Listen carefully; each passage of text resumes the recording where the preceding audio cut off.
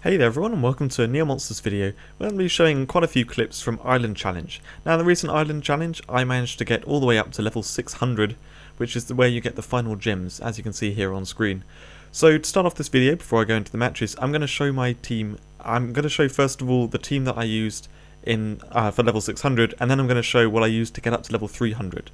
So as you can see, for the final level 600 team, it's a mixture of Mirror Revenge, Payback Revenge, Death Revenge and Mirror in one, and then it's a load of stun with Celestian here with the 100-second Nova Beam, which is very useful for removing stun protection, to then have loads of stun, finish off with a stun cloner, and Brynhildr. Now basically this team is Brynhildr. She carries it completely, as we're going to see in the later clips. But anyway, you can see the legendaries I picked at the bottom. I'm not using any of them really, because I just built around Brynhildr. What we're going to look at now is the team I used to get up to level 300. So I started off with this 5-star that has Twin Death Sentence and Bloodthirst. Basically by building around this and a few sweepers, I'm able to use stun and just control the enemy team and kill them off. Up to level 300 the buff level is not extreme, so you can do this kind of thing and still kill off the enemies. So I've got a one-on-one, I've got a protect here. It's really good to have a protect because you need to skip with the one-on-one to get the Twin Death Sentence going. I picked that particular protector because it has sleep bomb. It also has high defense. You can see there's a mega bomb here, which is very good to combine with one-on-one as well. A mega bomb works up to level 300 very nicely, and then you can see I've got a load of stun bombs to basically link everything together. So the beginning bit is going to try and open up to stun, and then I'm going to stun bomb loads. I've got the stun revenge clone at the end, and also I've got this Sancta Hoof in here for reviving. Now this team was shown at the end. You can see I've got my other monsters at the bottom. I just wanted to show that there. So if you're trying to build going up to level 300 and stuff, this is the kind of thing which works really well at just going up there. I managed to push level 300 incredibly fast, well, incredibly consistently, which meant that I could get up to level 600 with a team that worked to the final levels. So the rest of this video is going to go through the final 6 battles that I did up to level 600. I decided I wanted to show more than one because I want to show kind of how this team works, how it can, adapt and stuff, because it's not all Brynhildr doing it. So in this first battle, Brynhildr dies. Slight spoiler there, but I don't get to use Brynhildr properly, so this is how all this Mirror Revenge stuff and stun is actually going to make things work anyway. So at the beginning, my main focus is trying to get rid of the stun protection, which is why I got rid of Chronoceros, because it's stun immune. I also need to remove Gaimurai, because Gaimurai is going to do piercing damage, which will kill off my Brynhildr. So there, also killed Vazarain, because it's stun converter. I still need to get rid of the Gaimurai, but everything else is kind of fine. The double repulse on Tinker Claws can pose a little bit of a problem, but it shouldn't be too much of a problem. So I'm getting rid of this Gaimurai, and now we should be good to go. The next thing I want to get rid of is Tinker Claws, but we'll see how things pan out. I've got this Pooper, which is not really going to do anything. If I use it and turn into the Moth is not buffed stats, so it's not really going to do anything. So anyway, I'm getting rid of Jewel Dragon because it may be a little bit annoying with its twin knockback that it can repeat. I figure that's better to get rid of than Tinker Claws. Gaimurai. I really struggled to say that name. Gaimurai? Yeah, I think that's how you say it. Anyway, he's really doing a lot of the work here to clear through some of the enemies. An important thing to note about Brynhildr as well is you need to have no other holy monsters. If you have a holy monster on the team, you can't use Ragnarok. So I'm going to take a bit of a moment here to talk about how Brynhildr works. Basically, Brynhildr is one of the best monsters for this kind of thing. She is absolutely nuts. And she can fully revive the last thing which died. When I say fully revive, I mean on full HP with her revival. She also has Ragnarok that sacrifices herself, does about 18,000, but when enemies are super buffed it does 12,000, and revives her at the end of your team. Now when she enters, she full heals the team, so basically she comes in on full health and she also heals the team. When I say full heal, it's actually capped at 5,000, so buffed monsters will not be fully healed. But by being able to constantly revive herself and deal damage to things, she can kill off the whole team, as well the whole enemy team, as well as healing up your team and being able to revive stuff that died. So you can kill off enemies and then, well, actually it doesn't quite work because it will revive her if you do it straight afterwards. But you can basically steal enemies or a particular ally. In my case, it was Frostbrave, because Frostbrave is the Stun Revenge cloner, and if I'm stuck with just Frostbrave and Brynhildr, and they have no stun protection, I basically won, because there's nothing they can do. I have the Stun Revenge cloners just going off like crazy. They can't, the enemies can't get through them, and I'm able to even revive them, and otherwise just do great damage with Brynhildr. She was the one who will actually clear out the enemies. So for the rest of this video, I'm only going to be talking about the battles themselves. We know how Brynhildr works now, and also some of the middle videos in this, middle matches in this video are really long, so I've sped them up, and we'll just be speeding up and slowing down as we go through.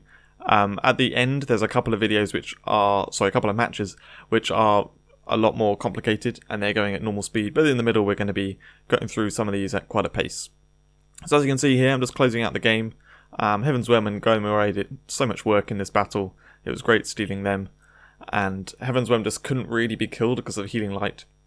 So anyway, I closed out the match with Mark's Moth doing the double catapult, because that Pooper had sat on the field for so long I wanted to use it. This next battle is a team which I've faced a lot of times, and I know exactly what's in it. Basically, there's an Onyxia in the mid game, and that's a really big problem for me, because my main strategy is to have Brynhildr at the end with Frostbrave doing the stun revenge as they kill it. So I need to basically get rid of the Onyxia, and in order to do that, I need to steal particular monsters of theirs. I'm trying to steal the Blightworm, which, as you can see, I got, it should be just one copy there, because I got the Mirror Revenge from the small little tortoise thing. So now I got a Blightworm, I got a Spino Rex, and as you can see, Onyxia is coming in next, so I'm just passing a bit of time to try and wait for Survivor to be charged. I also have this 100-second Nova Beam which I can use, so here you can see I did, rather than killing the Galvbane, I passed a little bit of time, and then I'm also going to skip. It's very important to not put Onyxia below half health, otherwise it will heal itself. I learned that the hard way in previous matches, so luckily I knew that the Nova Beam wouldn't quite put it underneath. And now we can hit down Onyxia with what I've got. I'm really praying that Leobold doesn't kill Brynhildr. Luckily it doesn't. So Brynhildr can now do a Ragnarok on Onyxia, and then it can get finished off by my other stuff, and we should be good to go. So now we're going to pick up the pace in this and get through a little bit more, a little bit faster, as I try and close out this game with the various monsters I've got. The strategy comes together. Blightworm helps out a lot with some of the sweeping here, and I'm able to effectively clear out everything that's there without any trouble at all. This next match is an incredibly long one. The person who made this team went with really, really annoying camouflage monsters, and this first section I'm just going to skip over really quickly, because basically I'm trying to steal stuff, but it's not really going to steal it properly, because the Vanesses are going to use Payback Killer. I actually mess up. I want to hit one of the Vanesses to kill my Horror Claw to get a Vaness, but then of course I use Payback Killer, which means it doesn't trigger the Revenge, so I didn't actually get one. And in fact I probably shouldn't have taken one anyway, because it's holy, and then Brynhildr won't work properly. But anyway, so we kind of get to this point here. Now this is where it gets interesting, because I need to make sure that Frostbrave stays alive when it comes in. That's the main point here. I need to stay alive, I need to make a clone, and then I need the clone to survive and clone itself as well. So anyway, I'm doing some skipping here and trying to be really careful with what I do. Luckily that Slayerbane goes off, so I'm able to use the stun bomb, and then here I'm going to skip. I'm going to save my revival, because I need to make sure that this new one, if it does die, I can revive it with Brynhildr. Luckily it doesn't target it, so I can just go straight ahead and use Ragnarok, and then we can get going with our little system here. Now a very interesting point in the strategy is that actually if you keep cloning with the Frostbraves, you slow yourself down. Like I said, I can tell this match is going to take a very long time, and I want to get going with the Brynhildr as fast as I can. So what I'm doing is I'm not creating one to go back behind, because even if the one that can clone in the battle dies, I can revive it with Brynhildr and then keep going. So it's a lot faster this way because Brynhildr's just going to keep coming into the battlefield and I can just keep using Ragnarok. Also, I'm taking down each of the... I was bringing all the enemies' health down to lows because I didn't know what they have next. Really annoyingly here as well, they killed the Frostbrave that can clone. I'm pretty sure that's the one that can clone, but I just check on this one. And then, so what I can do here is revive, and then you can see I could create duplicate with this one. Oh, I do actually, because the gear turrets are killing them off. And you can see I can go back straight to the sweeping again. So I'm keeping Vayness and Gear Turret on low health. Gear Turret makes things a little bit chaotic, but as long as I'm careful, I can still keep my Frostbraves out and not lose the one that can clone. And yes, like I said, I'm bringing all the monsters down to low health so that I can keep... I can kill them off very quickly if necessary. Now they've got a Brynhildr, but because there's holy monsters, they can't use the Ragnarok, so we're pretty safe. It's just a case of killing everything off that they have now. They made some annoying things, and it went on for quite a while, as you can see, but we got there in the end.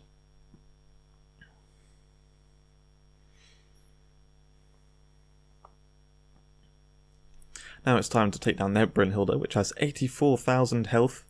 It's a bit ridiculous. I can hit it for about 12,000 a time, so it takes lots and lots of hits.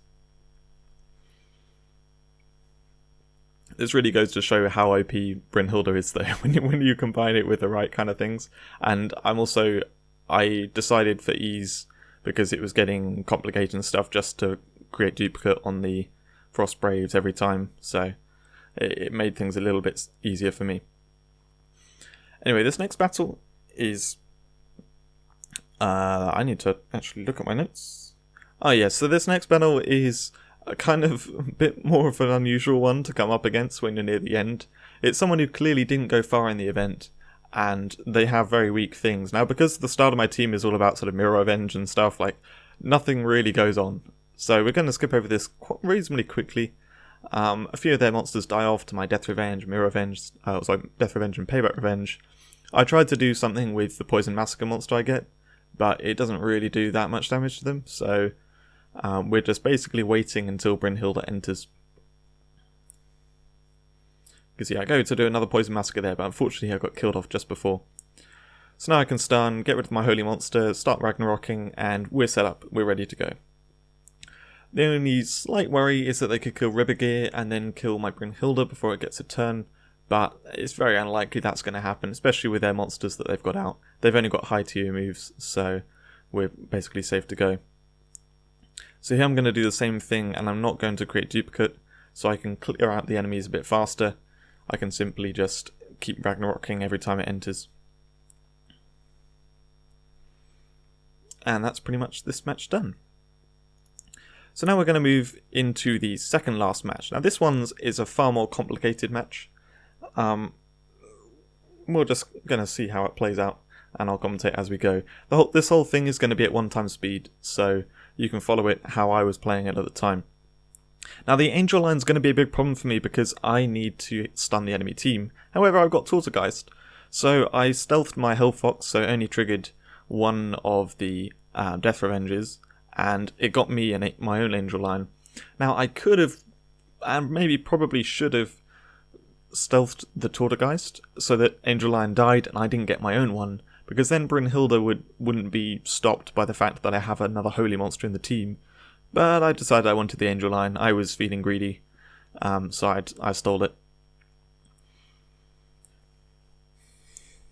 The important thing to do with Angel Line when you steal it is to get Raw Blood Fury charged. So that's my focus right now, is getting that going.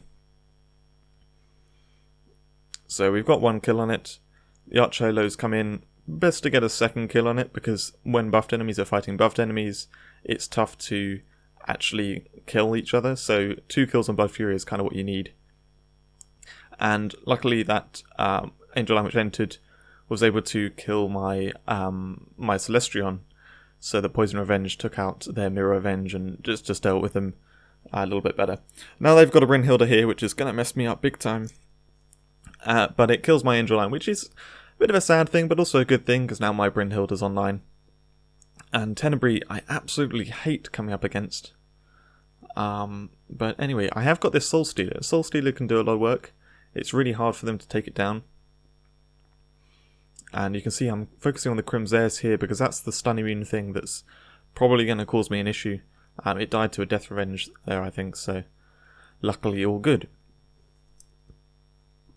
Frostbrave is the monster that is not death sentenced, which is why I'm going to focus on that while things are sleeping.